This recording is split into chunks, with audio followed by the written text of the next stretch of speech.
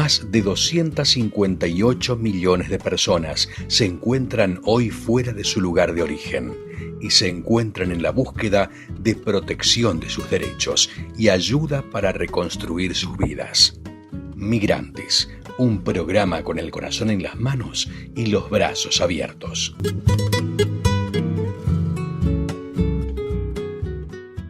Estamos de vuelta, queridos amigos, y veníamos hablando de estos datos tan importantes que están arrojando los trabajos estadísticos que se están haciendo en Perú y se están haciendo también en Chile. Curiosamente, en la misma semana se hacen trabajos parecidos en ambos países.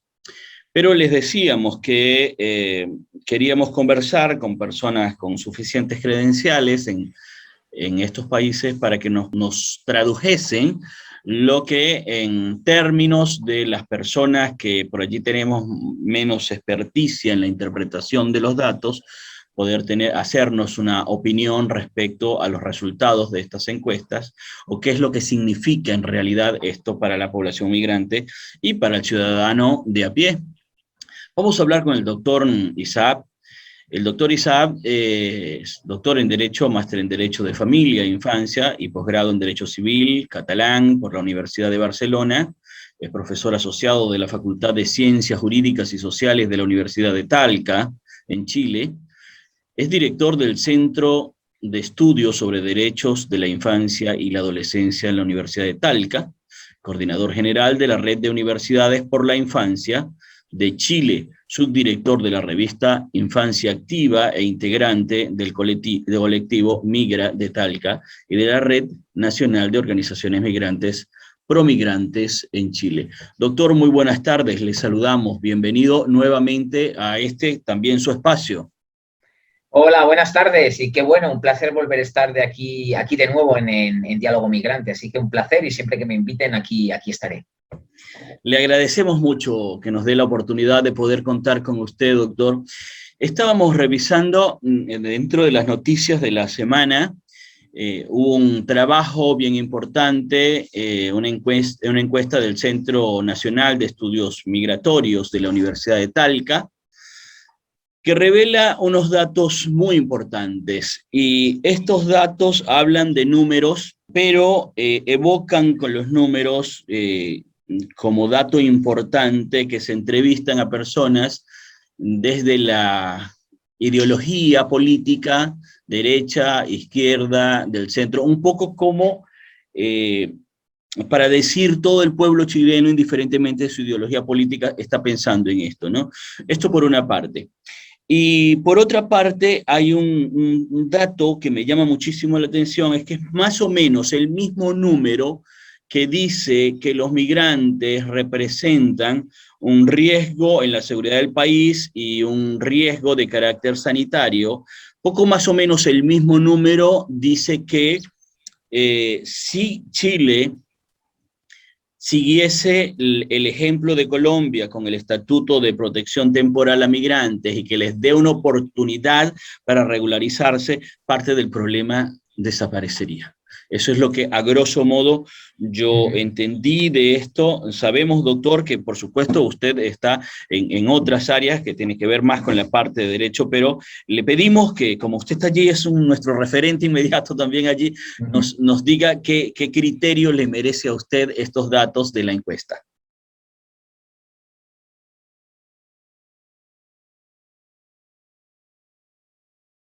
Sí, mil gracias.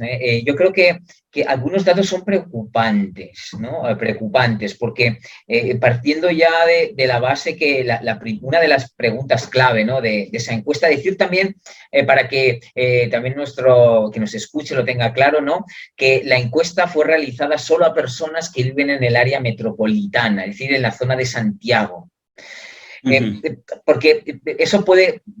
Tengo yo mis dudas que si se extendiese, ¿no? la encuesta a otras zonas del territorio y actualmente particularmente al norte del país, donde está precisamente la situación de esa crisis migratoria, ¿no? La zona de la comuna de Colchane, todo lo que es Iquique, Arica, Antofagasta, mucho me temo que el porcentaje de rechazo o de declaración en el fondo de que se considera que el tema migratorio afecta a la seguridad ciudadana y sanitaria, si en esta área metropolitana el resultado ha sido de que consideran que sí, ¿no? que es un elemento clave para que aumente la inseguridad ciudadana y el riesgo sanitario con el tema de la pandemia del COVID, pero no solo va el tema del COVID, pues es un tema que venía de antes, ¿no? Esa idea de que los migrantes traen enfermedades que en principio en Chile antes estaban erradicadas. Ya viene de atrás, del periodo prepandemia, un poco esta idea.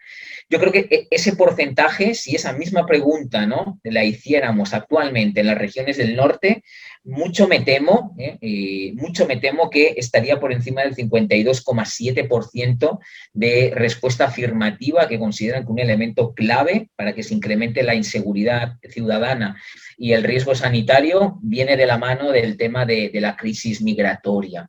Por lo tanto, los datos son preocupantes, los datos son muy, muy preocupantes, ¿no? ¿Qué entreleo yo de esas cifras? La verdad que yo ahí entreleo, y es mi lectura, mi visión, yo lo que entreveo es una campaña mediática terrible por parte del Ejecutivo y particularmente del Departamento de Extranjería e Inmigración. Recordemos que todo esto va de la mano de la entrada en vigor, probablemente ahora en octubre de 2021, de la nueva Ley de Migración y Extranjería. Y también recordemos que ahora en el mes de noviembre aquí en Chile hay elecciones presidenciales y uno de los caballos de batalla del actual Ejecutivo y del que forma parte el Departamento de Extranjería e Inmigración es el lema de vamos a ordenar la casa, migración segura. Por lo tanto, ha habido una campaña mediática en los últimos meses en ese sentido, que ha señalado determinados aspectos de vincular migración con temas de inseguridad ciudadana, con temas de pandemia, con temas de... Y por lo tanto, yo creo que la población responde un poco a esos mensajes que ha recibido a través de redes sociales, de medios de comunicación, que un poco ha ido en esa línea, ¿no? Si alguien bajar, si no tuviese ningún tipo de conocimiento, ¿no?, sobre temas migratorios y viese esas publicidades, esas campañas, esas declaraciones públicas del Departamento de Extranjería e Inmigración, del propio subsecretario del Interior, probablemente estaría dentro de ese 52,7%, ¿no? Por tanto, yo creo que obedece mucho a eso, una politización intencional por lo que viene, entrada en vigor de la Ley de Migración y Extranjería y las elecciones presidenciales, una utilización o una criminalización, si me lo permite decir, del tema migratorio. Y la población ha respondido a eso sin tener mayor conocimiento de la realidad que se vive detrás. Claro, porque sí, evidentemente la población va a saber lo que se le dice, y hay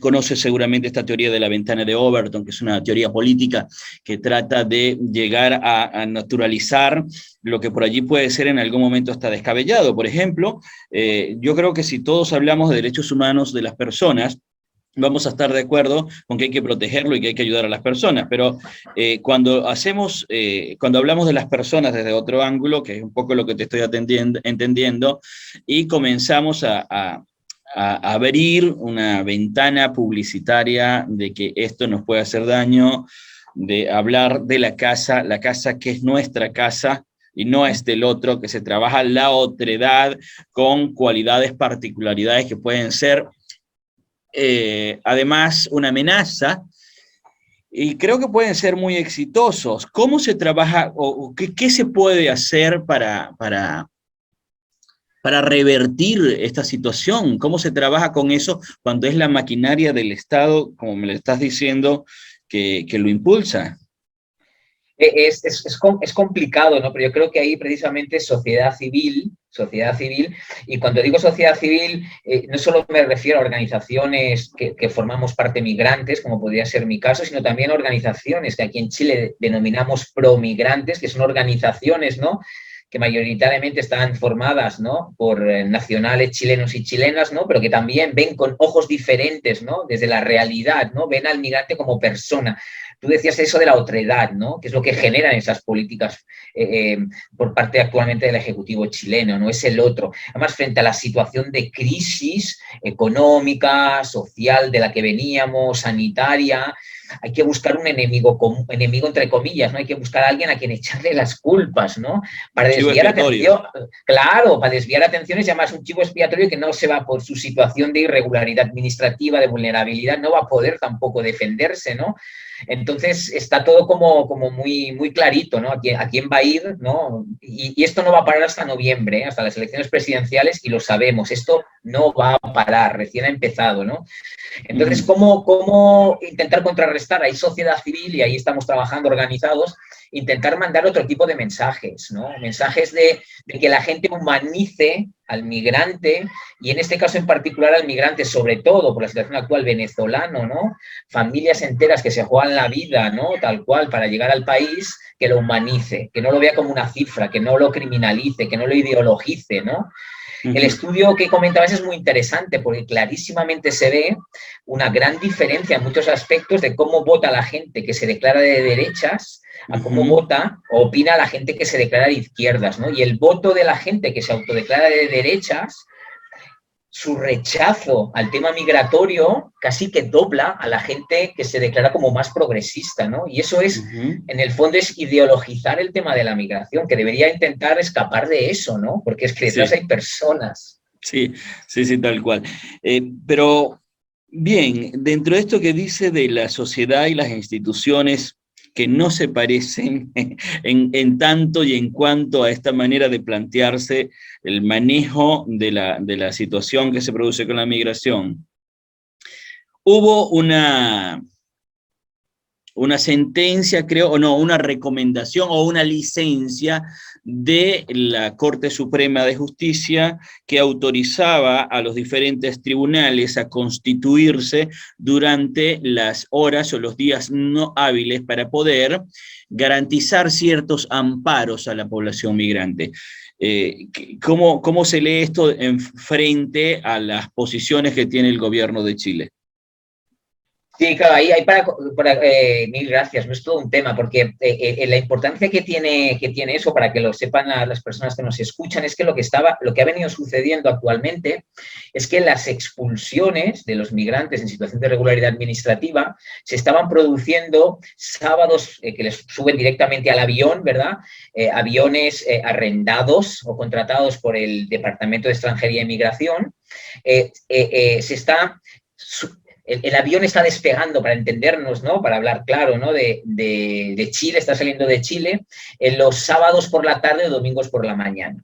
¿Y eso qué importancia tiene? Que se está notificando la orden de expulsión a esos migrantes el viernes por la tarde-noche, momento en el cual las Cortes de Apelaciones, que es donde se presentan los recursos de amparo, un viernes por la tarde, por la noche, están cerrados y no vuelven a abrir hasta el lunes por la mañana. Entonces, claro, al migrante le notifican la orden de expulsión un viernes a las 6, 7 de la tarde y le dicen, mañana te pasamos a buscar porque el avión, y además le retienen físicamente y no pueden salir, ¿verdad? Y pasa un autobús y les lleva al aeropuerto pues el sábado por la mañana o el domingo por la mañana. No tienen la posibilidad de presentar recurso de amparo y que un órgano judicial determine si la orden administrativa de expulsión está cumpliendo todos los requisitos, si hay o no familia, si le va a separar de la familia, y por lo tanto, cuando se puede presentar el recurso de amparo, ¿no? El lunes por la mañana, el avión evidentemente ya ha llegado a destino y ya no tiene ningún sentido lo que nos pueda decir la Corte de Apelaciones resolviendo el recurso de amparo. Y eso es lo que ha estado pasando estos últimos fines de semana. Y eso claramente, nuevamente, y perdonen que yo sea tan claro, eso denota, y yo lo digo abiertamente, una mala intención. Puede pasar una vez, pero que todas las notificaciones de órdenes de expulsión se les hagan los viernes por la noche y que el avión salga el domingo por la mañana, eso no es casualidad. Yo no creo en esas casualidades. Entonces, ahí lo que hemos conseguido, porque suerte tenemos, y lo digo de verdad, del Poder Judicial aquí en Chile, que ahí sí que se está poniendo la camiseta, ¿no? Más pro derechos humanos, ¿no? Claro. O de garantía de derechos de esas personas. Entonces, lo que la Corte Suprema ha instruido, ha dicho que va a habilitar porque ha visto que es algo reiterado en el tiempo, todos los fines de semana estamos igual, que algunas cortes de apelaciones puedan extraordinariamente, fuera de, como si fueran de guardia, ¿no? Puedan abrir también los feriados. Entonces eso nos permitiría presentar el recurso de amparo viernes por la noche, sábado por la mañana, y el recurso de amparo puede suspender, ¿no? Hasta que no se resuelva, ¿no? La ejecución de la orden de expulsión, y al menos conseguimos que se garantice jurisdiccionalmente que esa persona, cuando el tribunal diga esto está mal, no lo tengamos ya pues o en Colombia o en Venezuela o en Haití o vete a saber dónde, ¿no? Que entonces ya no tiene ningún sentido. Por lo tanto, por ahí sí aplaudir la actuación de la Corte Suprema, que ha actuado de manera muy rápida y acorde a derechos humanos y a las libertades de las personas, ¿no? Que es lo que esperamos, ¿no? de nuestro poder judicial, ¿no? Que aquí sí que está siendo como un contrapeso al Ejecutivo. Claro, hay unos conceptos legales que por ahí muestran cómo se puede agravar un acto, una conducta exteriorizada de un organismo, una persona, que es la premeditación, la alevosía y la nocturnidad. Y entonces eso parece estar calzando perfectamente en esta actitud del gobierno, pero ellos manejan todo el aparato administrativo y estas son órdenes administrativas, aunque bien decían por allí que se les imputaban algunos delitos también a algunas personas, lo cual supongo que en esos casos sí habría que darle una mirada más de cuidado, pero conocemos de casos de familias separadas, desgarradas, cuyo único delito fue haber ejecutado su única opción de reunificación familiar o su única opción de llegar a un espacio donde ellos entendían que su vida iba a ser más digna. Si se cierra esta ventana que ejecutaba el gobierno chileno, ¿qué pueden hacer ellos ahora? Porque no se puede resarcir el daño sobre las personas que ya fueron repatriadas. ¿Sí? Y decía con mi equipo, ni siquiera, bueno, los pasan para la parte de allá de la frontera, que bien pueden buscar una oportunidad en Perú o irse a Argentina, tratar de buscar a otro lugar. No, los regresan al lugar de origen, que es donde están comprometidos sus derechos y su vida. Así que es una situación muy curiosa, porque no es solamente no te queremos en Chile, es que no te queremos que salgas de Venezuela. Me parecía ese que es el mensaje. ¿Qué se puede esperar en los siguientes meses, doctor? Es una situación, la verdad, que muy complicada, porque, mira, reparar el daño producido a esa persona y a su familia, en su caso, mira, yo creo que es imposible, porque no se dan las circunstancias, ni tampoco el interlocutor al otro lado, el Estado chileno, el Ejecutivo chileno no va a admitir esas responsabilidades, ¿no? Ellos dicen que están actuando de acuerdo a la normativa y se amparan. Yo creo que además ha comentado algo muy interesante. Yo creo que también se hace intencionadamente. En esos famosos aviones se mezclan efectivamente a personas, cierto es, extranjeras, que han cometido algún hecho delictivo. Se las mezclan con personas que no han cometido ningún delito, sino están en situación de irregularidad administrativa. Y yo creo que esa mezcla, además, está como buscada, porque lo que resaltan en los medios de comunicación es decir, no, porque también estamos expulsando a migrantes de los que no queremos. Estamos expulsando a migrantes que pues, cometieron un hecho delictivo, violencia de género, lo que sea. Entonces la gente, lo que le queda al final al ciudadano que escucha la noticia mientras hace 5 cosas al mismo tiempo es que en esos aviones también iban delincuentes y que, por lo tanto, claro, como ya tenemos bastantes con nuestros delincuentes nacionales, solo falta que tengamos... Y la gente acaba resumiéndolo en eso. Por lo tanto, incluso esa mezcla que se hace, ¿verdad?, entre extranjeros que han cometido un hecho delictivo y que su expulsión viene vía judicial, no viene vía administrativa, unido a los que sí vienen por el tema administrativo, esa mezcla ya le va bien también al Ejecutivo, porque cuando mezclas, ¿verdad?, al final es, no, pero también iban delincuentes, ¿verdad? Bueno, sí, alguno iba, pues bueno, entonces todos fuera, porque todos son iguales al fin. Claro, es un poco lo que queda. Además, la gente no se para delante del medio de comunicación y escucha atento, todos lo hacemos, estás haciendo 1000 cosas al mismo tiempo y te vas escuchando de fondo el internet o la radio y te queda esa idea, ¿no? Yo creo que incluso en eso, esa nocturnidad, premeditación y alevosía de la que comentabas, incluso ahí está pensado, no es casualidad tampoco. Entonces, ¿cómo reparar a esas personas? Yo creo que la única vía que les podría quedar, pero que yo creo que que luego se diluye, sería algún tipo de reparación por parte de algún organismo internacional, ¿no? Pero yo creo que queda en nada. Decirlo es muy fácil decirlo, pero en la práctica pensemos que son personas probablemente con pocos recursos económicos, escaso conocimiento del ámbito jurídico, y por lo tanto la cosa yo creo que acaba en nada, ¿no? Y también lo que tú comentabas claro, de Venezuela además es muy curioso porque fijémonos también que algunos de los que han salido, por el hecho de haber salido con toda la familia arrancando, por el propio régimen venezolano, algunos de ellos ya son también etiquetados como persona non grata en Venezuela. O sea que los estás poniendo en la boca del lobo, además, porque todo el mundo sabe que han sido repatriados desde Chile y por lo tanto que se habían arrancado, pues dando mala imagen del propio régimen político de Venezuela, ¿no? Por lo tanto, les estás poniendo además en un contexto de absoluta vulnerabilidad, porque claro, no sabes cómo van a reaccionar las autoridades venezolanas frente a esa persona que se arrancó a Chile, ¿de acuerdo? O donde fuere, en este caso a Chile, y por lo tanto más vulnerabilidad todavía, no por si se ha partido la familia, la situación de vulneración de derechos por no reconocerle su estatuto migratorio, no haberle reconocido, ¿no?, la tutela judicial efectiva en Chile, sino además, como tú muy bien comentabas, lo mandas a Venezuela, donde probablemente intuyo yo que no va a ser muy bien recibido por las autoridades, ¿no? Por lo tanto, imagínate en qué contexto, cómo va a exigir a esa persona reparación. Si se va a quedar medio escondido, que como más desapercibido pase, mucho mejor, ¿verdad? Sí, ya para cerrar quiero comentarte nada más, atendimos una persona acá hace un año, esta persona estaba empeñada en volver a Venezuela y como dices tú fue etiquetada y ayer hablé con esta persona desde una celda en Venezuela. Es poco más o menos un prisionero político. Así que eso es lo que les espera ya. Doctor Isaac, te agradezco muchísimo la oportunidad que nos das de conversar contigo y aclarar estos puntos. Siempre es muy amena la entrevista contigo, nos gusta mucho y valoramos que tengas disponible para nosotros escucharnos en este espacio. Gracias a vosotros y nada, siempre que me necesitéis, aquí estaré. Muchas gracias. Bueno, era el doctor Isaac. El doctor Isaac desde Chile estuvo conversando con nosotros y interpretando esta situación tan difícil que está ocurriendo en la República de Chile contra los migrantes venezolanos.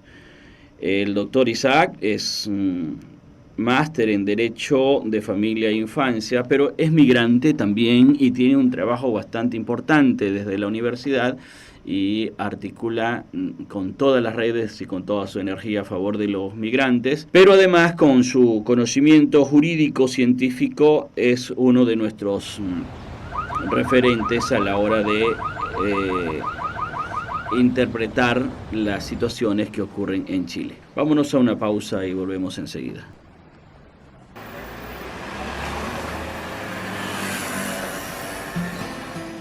Ves la hora, se hace tarde ya. Solo empaca algunos recuerdos. Una llamada sin mucho explicar. Que se den cuenta, te da igual. Abres la puerta sin mirar atrás. Con retazos haces tu bandera. No tiene escudo ni estrella, solo flechas.